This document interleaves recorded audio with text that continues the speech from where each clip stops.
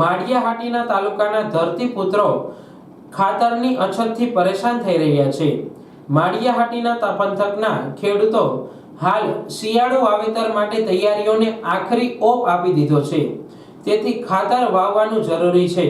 તે જ સમયે ખાતર ડેપોમાં ખાતર માટે વહેલી સવારના 5 વાગ્યાથી લાઈનો લગાવ્યા બાદ માત્ર 2 થેલી ખાતર જ મળતા ખેડૂતો નારાજ થયા છે।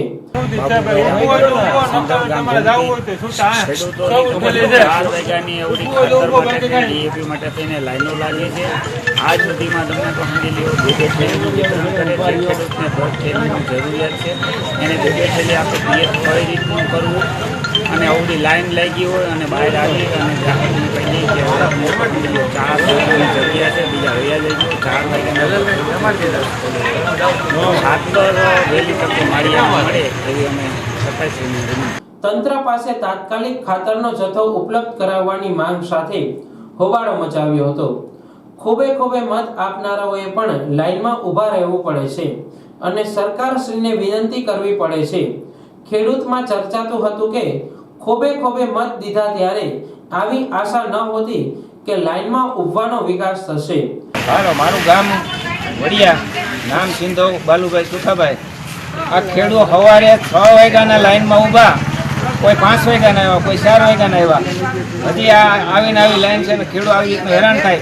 પહેલાં અટાણ સુધી અમને ક્યાંય મજૂર નહોતા મળતા, એ માન કરીને મેળ કરીને અમે અમારી ઉપર બધી હાઈસવી તો અટાણ વાવેતર કરવાનો ટાઈમ આવ્યો તો ક્યાંય ખાતર નથી મળતું, રૂપિયા દેતા પણ ખાતર નથી મળતું।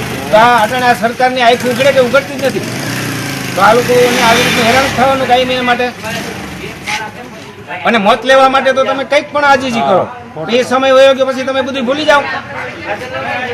તો ગમે તેમ કરી અને ખેડૂતની સગવડ હસવાય અને રૂપિયા દઈને ખાતર લેવું, કોઈને મફતમાં લેવાનું નથી।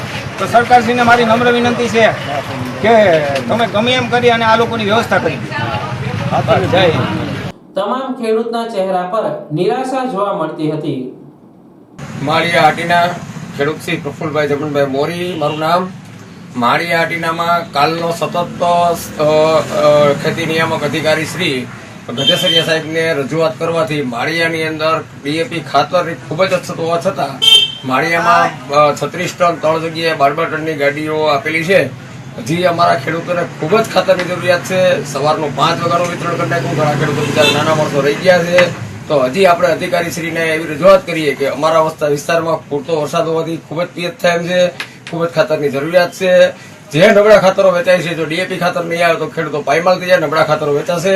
નબળા ખાતરોથી સાહેબ ઉત્પાદન ઘણું બધું ઓછું આવશે, ખેડૂતોને ઘણી બધું સહન કરવું છે। તો સાહેબને મહેરબાની કરીને કહું છું કે હજી પૂરતું ખાતર અમારા વિસ્તારમાં આપે અને ખેડૂતોને ન્યાય મળે અને ખેડૂતોને સારું ઉત્પાદન થાય, સારો પાક થાય એવી સાહેબને હું અરજ કરું છું, વિનંતી કરું છું।